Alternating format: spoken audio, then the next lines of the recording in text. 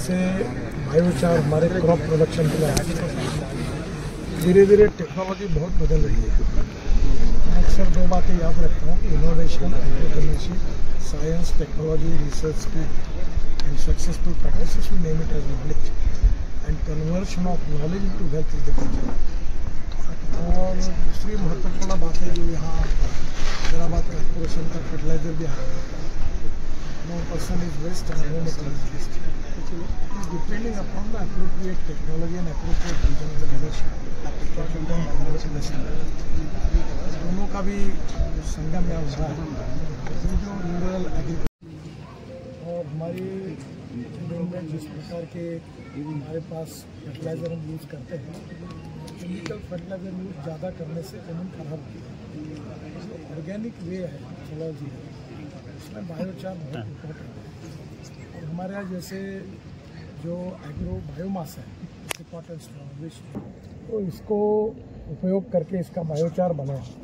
तो बायोचार के बाकी भी उपयोग बहुत ज़्यादा है, जैसे राजू जी ने बताया।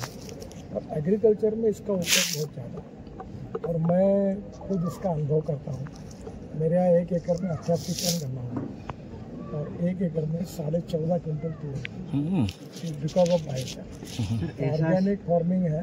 तो मैं पहली बात तो यही कहूँगा कि यहाँ इस विषय के छोड़कर बाकी किसी सवालों का मुझे जवाब नहीं देना।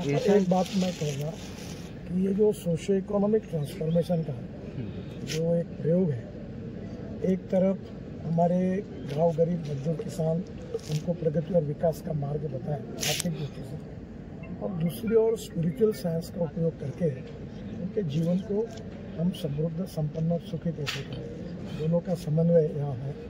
2 साल पहले मेरी मुलाकात हुई थी, मेरी बहुत इच्छा थी यहाँ आकर देखने की। आज काफ़ी कुछ बातें मुझे देखने के लिए मिली। अगले बार मैं रहने के लिए आऊँगा ताकि यहाँ से बहुत सी बातें समझ। ऐसा सेंटर ऑफ एक्सेलेंस कितना ज़रूरी है? काफ़ी कम है, क्योंकि ऐसा चीज़ और कहीं जगह में नहीं है। सब लोग नहीं कर सकते। इसका रखते हुए समाज के लिए समर्पित भाव से काम करने वाले लोगों की संख्या कम है। उसमें से एक है, ये केवल यही नहीं है, इसमें मॉडर्न दृष्टिकोण है। There is a difference between modernization and westernization. We need to have a modern approach with value based education. ये जो सोशो इकोनॉमिक ट्रांसफॉर्मेशन का जो एक प्रयोग है, एक तरफ हमारे गाँव गरीब मजदूर किसान उनको प्रगति और विकास का मार्ग बताएं आर्थिक दृष्टि से, और दूसरी ओर स्पिरिचुअल साइंस का उपयोग करके उनके जीवन को हम समृद्ध, संपन्न और सुखी कैसे करें, दोनों का समन्वय यहाँ है।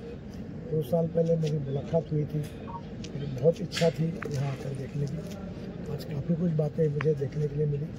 अगले बार मैं रहने के लिए आऊँगा ताकि यहाँ से बहुत सी बातें समझ। ऐसा सेंटर ऑफ एक्सेलेंस कितना ज़रूरी है? काफ़ी कम है, क्योंकि ऐसा चीज़ और कहीं जगह में नहीं है। सब लोग नहीं कर सकते। इसका रखते हुए समाज के लिए समर्पित भाव से काम करने वाले लोगों की संख्या कम है। उसमें से एक है, ये केवल यही नहीं है, इसमें मॉडर्न दृष्टिकोण है। There is a difference between modernization and westernization. We need to have a modern approach